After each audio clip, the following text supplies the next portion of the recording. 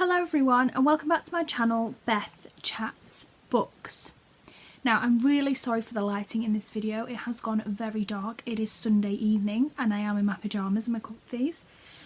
And I thought about getting changed to film this video, and then I thought that most booktubers relate to the fact that on a Sunday evening in November you're going to have your PJs on. I've just had a bath and I just thought I want to film now. I kind of want to do a bit of a catch-up video where I just kind of tell you guys what's been going on, where I'm up to, a little bit of a bitty video, and I thought it's a kind of lazy Sunday vibe from myself. So I haven't filmed a video recently because I have just been exceptionally busy. A lot of my weekends have been taken up.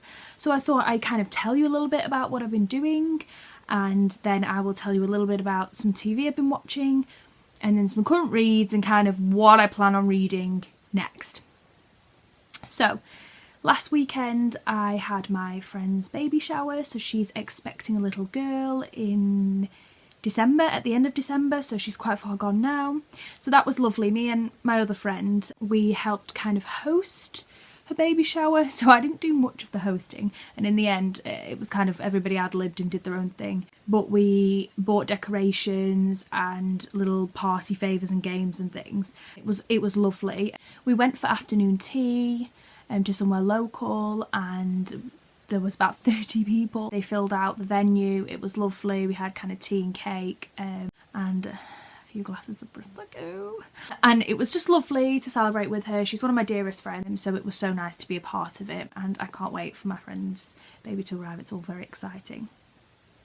So that's what I did last week, and then on the Monday I took a day off work and I went and kind of did the Manchester markets with my friends as well. So we went there and that was lovely to kind of see the markets and have the food and just the Christmassy atmosphere a little bit early. And then this weekend my friend from Newcastle came down for the entire weekend, so I managed to get the Friday off work as well, which was super lucky. So she came Thursday night, so we went on Thursday night, we went out for tea with my nana, which was lovely. We went somewhere near to where she lives and had like a pizza, and then we went back and had a coffee at hers and had a nice catch up with her, so that was really nice. Then on the Friday I had to rush and I basically had to do an interview for a different job, because at the moment I'm kind of looking for a new job, and that's been kind of stressful at the moment, trying to kind of do the CVs and the interviews while I'm not working and trying to get time off work to do them, so it's been kind of hectic. So I went and did an interview. Then I came back, me and my friend went to my mum's house, and then my mum drove us to the cinema and we went to go see the new Grinch movie, which is created by the Illuminations franchise. Is it the Illuminations? I believe, you know, the same kind of creators that made Despicable Me. So that was thoroughly enjoyable. I know it's November and it's ridiculously early to be Christmassy, but I really want to embrace the Christmas mood. I'm a winter baby, I'm a January baby, and there's certain things I hate about winter. I hate being cold. I don't really mind Christmas. I know some people are kind of a Grinch, my mum in particular, and hates Christmas, but I love Christmas for different reasons. I love Christmas smells, in particular any candles, anything aniseedy, cinnamon, citrusy, any mulled wine. I love those kind of things, those smells of Christmas to me. And I love reading about Christmas. I love Christmas atmosphere. I love kind of Dickensian Christmas and those kind of things for me. And I love being by the fire and curled up and reading a book. So there's certain things around winter that you don't have at any other time of the year. So I love embracing those things. And I know I am nearly 23 in January, but if I want to go and see a kids movie with my friend, I will, you know, and we thoroughly enjoyed it. The Grinch is one of my favourite kind of Christmassy stories as well. I love the original with Jim Carrey in it, so this was beautifully done, and it had everything I wanted it to be basically, and it was lovely because I've had very stressful last couple of weeks at work and I'd just been desperate to really enjoy a movie and a film and some quality time, so I'm so happy with how that went. That we really enjoyed that. And then Saturday we were going to go to Manchester markets, but if anybody lives in the north you will know that the Northern Line train services are terrible at the moment, so it kind of scuppered our chances. We were going to go to Liverpool or Manchester, but the trains back are exceptionally early and we wanted to go kind of for tea and drinks. So in the end we went out for tea in Preston, which was nice, and we had a few drinks, and then hilariously, considering we are in our 20s, we decided to just get some cans of gin from the local Tesco's and some snacks and come back and watch Strictly, X Factor and I'm a Celebrity in our pyjamas with the fire on and with the cat. So I know I'm a fully grown adult and I know I'm in my 20s and everyone says it's the best time of your life, but to be honest, we both were over it. We had a few drinks out and we had a nice meal, but I kind of gone past the point of, you know, trying to make myself stay out till the early hours of the morning, and luckily she's a friend that kind of understands that, and we both just thought it's much easier to just chill out, so thank God we did that. And then today we went to Lancaster for the afternoon, so we went out for some lunch, had a nice panini in a cafe. We went to go see the castle, we did some book browsing. It was just a lovely, nice weekend because I wanted to plan lots of things while she was here, but I also wanted to have a bit of a relax and a recoup because obviously your weekends are so precious when you work full time. So it was so lovely because I kind of got everything in one weekend. We got some chill time, we got some quality time, we went out and saw some sights, and we went out and had some meals and things like that. But nothing was too hectic. We weren't stressed out trying to plan loads of things. So she's just started the drive home and I came home and had a bath, so it was just so lovely to see her. She's one of my dearest friends, and it's a shame I don't really get to spend more time with her because she does live in Newcastle and I live in Preston, so you know it's not just a 5-minute journey to one another, but when we do see each other it's lovely quality time, so I was so happy I got to see her. So that's basically all the things I've been up to. Now I'll tell you some of the things I've been watching. So I mentioned in a previous video how I was watching The Cry, which was on BBC iPlayer a while back now. I think it's gone off now. So that was a story about a woman, Joanna, who had a newborn baby with her husband, and I don't want to spoil it, but I don't know when you're going to see it again, so I don't want you guys to kind of be like, oh yeah, I'll go watch that, because I'm pretty sure it's off the iPlayer now, but you know, with the magic that is the internet, I'm sure you'll be able to find it if you needed to. But it's about character Joanne really, and the baby goes missing and we kind of have to learn some dark secrets about Joanna, whose sides to Joanna, how having the baby affected her, her relationship with her husband, the kind of dynamic of she started her relationship with her husband by kind of being a homewrecker to his first marriage and how that had an effect on her. And then there's a lot of secrets that kind of come out about their relationship and also about the disappearance of the baby. So I don't want to give too much away, but I really enjoyed it. I thought the last episode was a little bit rushed, a little bit dramatic. It went off into kind of a corner of just ambiguity towards the ending that I didn't really like, because I kind of wanted to know where it was going to go. So that was a little bit of a disappointment, but the whole series as a whole was really good. I think it was only 4 episodes, so I liked that it was quite quick in terms of you not wasting too much time catching up on it. While I was watching it, I did enjoy it. It's just the ending that I thought was just a little bit meh, but as a whole I really enjoyed it. I've recently been watching The Sinner. So for those of you who are American viewers, you will already be on season 3, I believe, but we've just been given season 2 on Netflix. So I started off with watching the first one, which has Jessica Biel in it, who's married to Justin Timberlake, I believe. And the first one was phenomenal. It was so creepy and just dark and bizarre, and the song in it, which was hilarious because I went and did some research and tried to find the song, and I found out that so many people loved the song. I thought the song was fantastic. I thought it was originally created for the series, but I found out it is actually from a band, so I thought that was really interesting because it's kind of given them some promo, and it's a fantastic song and I really enjoyed that. So that was really dark and creepy. It's kind of about this woman. In the first episode you found out that this woman on a beach with her family one day, just out of the blue, stabs a guy to death with this knife that she was peeling her son's apple core with, or the skin with, and we don't really know why she did that. It's very strange, and then it kind of unravels her past, and we have to learn why she did that and whether she knew the man that she killed. So that was fascinating. Now I'm on series 2. Series 2 is slightly different. The first episode starts with a little boy who supposedly kills his parents, but then we find out they're not actually his parents, and then it goes through this kind of story of him being raised in almost a cult environment, this kind of strange hippie commune, and we have to kind of understand why he committed these murders and what his life is like and how and what's going to happen to him. This isn't as interesting, the series 2, as the first one. I know Jessica Biel's produced them and helped produce them, but the second one didn't have that kind of morbid fascination with it that you kind of have to want to find out what happened. And I don't know what it's missing, the second one, but it is missing something. And a lot of people who have also watched it that I've kind of talked to feel the same way. Got one more episode of that to watch. So at the moment, they're kind of what I'm watching.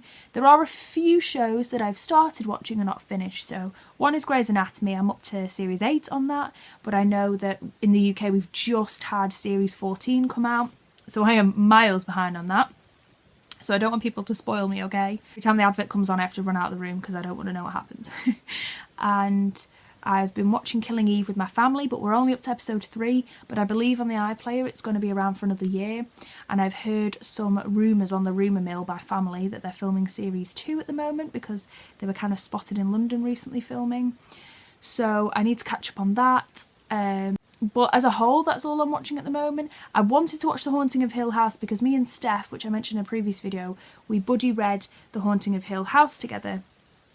I'll link her channel down below. We read it together, loved it, but we kind of just found the ending very ambiguous and strange. I don't know whether Steph actually enjoyed it as much as I did, but looking back I did actually really enjoy it. But we said we'd watch the series together, but I keep messaging her and admitting that I haven't watched it yet because I'm being a bit of a chicken, because some people said it's quite gory and scary, others said it's not at all. So I'm not entirely sure. It's definitely nothing like the original, I've definitely been told that, so I'm a little bit uncertain whether I want to dive into it or not, but it is on my list to be watched. But basically that is all of the kind of watching. But if you recommend any of those shows, if there's anything new on Netflix, for example, or on the iPlayer or anything, for the British viewers that you say, oh my god, you have to watch this, it's amazing, then please recommend to me, because I'm in the mood to start a series. I'm kind of having a lull at the moment and I want something to watch. But in terms of reading, I recently finished Cat's Eye by Margaret Atwood, and I really enjoyed it. I basically listened to it on audiobook, and it was a very, very long audiobook, and I did not expect it to be a long book. I thought this was one of her shorter books. Turns out it wasn't. I liked it, but it was not what I expected. It's very long-winded. It's kind of reminiscent to her childhood and her relationship with Cordelia, which is a childhood friend, and how they meet later on in life. And it kind of talks about the school days and kind of being bullied, but it was a little bit too long-winded for me. It was fantastically written. She writes beautifully and she writes really interestingly about human relationships, and it was interesting to not read kind of a sci-fi or dystopian from her, because I know she's predominantly infamous for sci-fi and dystopian, and I read The Handmaid's Tale and really enjoyed that. But this book was interesting, but it didn't kind of have a nostalgia to it. It's kind of a bitter look back at a childhood and a bitter look back at a woman's life, and couldn't really fully connect with it. There was bits I really could, and then some bits that I just couldn't, and I feel as a whole it was a little bit too drawn out for me, and I didn't invest as much in the characters as I would have liked. So I enjoyed it, but I can definitely say categorically I don't think it will be my favourite Atwood. But it has intrigued me to read some new Atwood. I really want to read The Blind Assassin. I have Elias Grace in the cupboard. My book cupboard, by the way, where I just store all these books that I haven't read out of sight so that I don't overwhelm myself. So it's in the cupboard. I will get it out at some point once I've got time. And basically I haven't been reading as rapidly or as much recently as I would have liked, so that's only, you know, that's one of the only books I've recently finished. But one I'm still currently reading is Winter by Ali Smith, which I think I have been reading for about 3 weeks now. I've just not been in the zone, and my weekends have been filled with so much that I've just been too tired to read. But I am really, really enjoying this. So I'm currently on page 194, and I think it's about 300 pages, so I will finish it this week. And if you see my Goodreads, you probably think I've been reading it forever, which I have. But I really, really like it. So I think I already like this more than Autumn. I read Autumn last year, but this has kind of got, like Jen Campbell recently mentioned on her channel, I'll link the video down below, where she talked about reading recommendations, and she mentioned this one for wintertime. but I really like, it's kind of, she said it's got a Shakespearean feel, but I feel this has got a kind of Dickensian feel. There's some surrealism in it that's really interesting. Every time I read an Ali Smith, she intrigues me more. And when I ask people about her, they give her such good praise, and I find things that she writes about and her brain is so bizarre and fascinating to me. And it's so interesting when I ask people that that's not something that they predominantly mention. I think she's so clever and witty. I love her sharp sense of humour. Me and my mum were saying, my mum has recently read Autumn, we love the moments where Ali Smith talks about human interaction and it's on the most mundane and basic level, and she makes it kind of laugh out loud funny. It's just so witty, these interactions. For example, in Autumn there's an interaction between a lady at the post office trying to get her kind of passport picture done with this gentleman who kind of clearly does not like his job, and the interaction is so fleeting in the book, but it's so memorable because it's just so witty. And there's a few kind of elements in this as well. Art is a very interesting character in this. Plays the son in this book. He deals with nature, and he believes he's a nature kind of writer. That's his job. But the authenticity of his writing and who he is and his identity is really interesting in this. And then there's two kind of key sisters, his mother and her sister, and their relationships are quite interesting. And I think this has more of a kind of meaty story than I think Autumn did. I felt Autumn was a little bit more fragmented, but I'm really enjoying it, and I would highly recommend. So I don't want people to be put off and think it's took me 3 weeks to read it because I'm not enjoying it, because I am. It's just life's been a bit hectic at the moment. So that's what I'm reading at the moment, but I'm really wanting to get back into reading and kind of get out of this slump, because I hate not reading. The fact that I've read 2 books in a month is kind of really soul destroying for me. As a book lover, I constantly want to be reading and be motivated. So I thought, if I make this video and I talk to you guys and I ask you guys and I kind of let you guys know what I'm up to, then it's kind of like a mental recharge for me. So I'm hoping that's what happens. So I basically want to know from you guys which book I should read next. So I have a few books that I really want to read. The first one being The Ministry of Utmost Happiness by Arundhati Roy. My mum basically recommended this to me and she's given it me. She recently read it and said it's amazing. I know that there was a first book that was written before this. Oh, The God of Small Things. And I asked my mum if they're connected, and I'm not entirely sure. So if you know if this is a kind of sequel or a prequel to that, I would love to know. Because I remember seeing The God of Small Things everywhere. I don't know if it's just kind of the second book that she's written.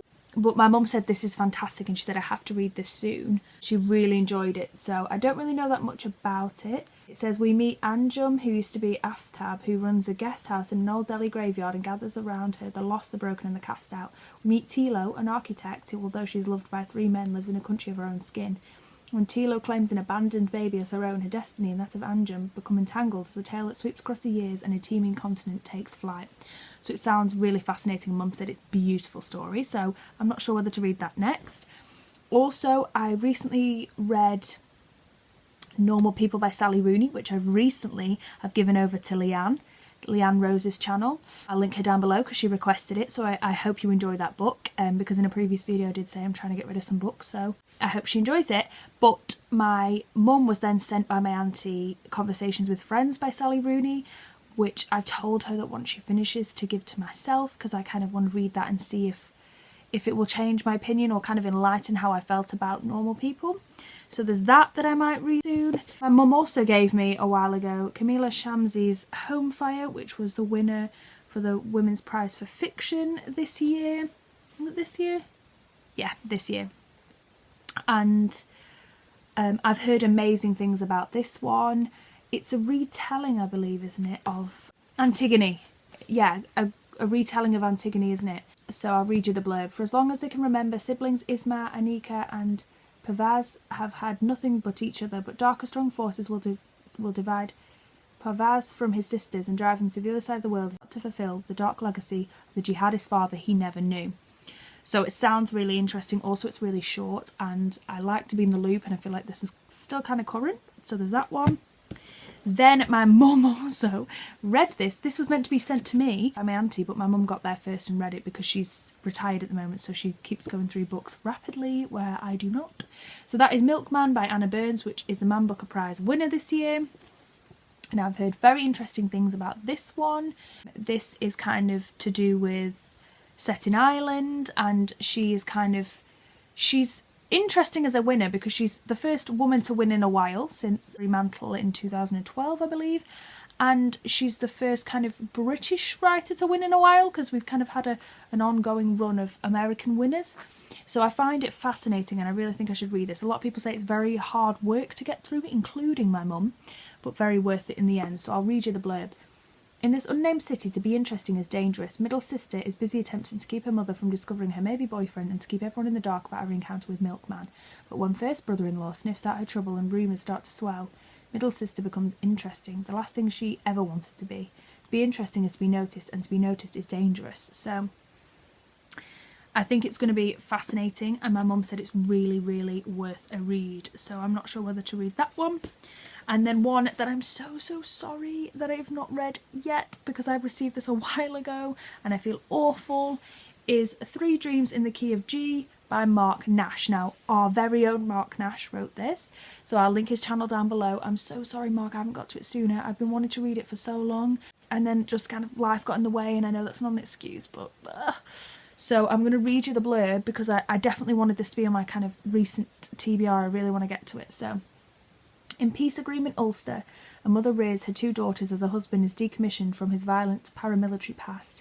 In Florida, a septuagenarian, I'm so sorry, don't know what that is, runs a community refuge for women. However, the authorities have surrounded it as a threat to national security. In laboratories all around the world, the human genome is being dissected and decoded. In 3 Dreams in the Key of G, 3 female voices, Mother, Crone and Creatrix, unknowingly influence each other's fates as they battle to assert themselves and discover their voices in hostile environments. So it sounds fascinating. I remember him telling me when he sent this across what it was about a little bit. It sounds super interesting. I find Mark Nash a fascinating booktuber and I really recommend you go and check his channel out. He is so intelligent, he has such perceptive and interesting things to say about literature that this can only be fascinating for me. So I really want to get to that soon. So that's basically everything in a really long-winded nutshell, but I just kind of wanted to let you guys know where I'm up to, and then hopefully we can start back with some kind of structure. But thank you guys so much for watching this video. Please hit the subscribe button if you want to be alerted for when any of my future videos come out, and I'll be back with a new video very soon.